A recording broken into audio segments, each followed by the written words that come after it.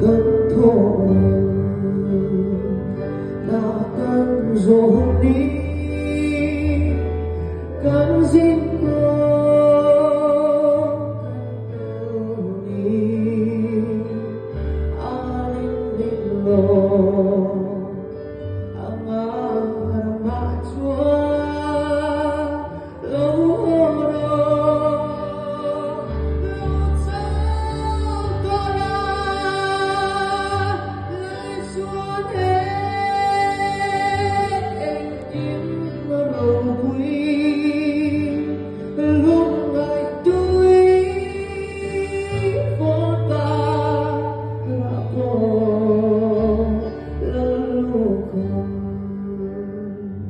dù con chẳng nghe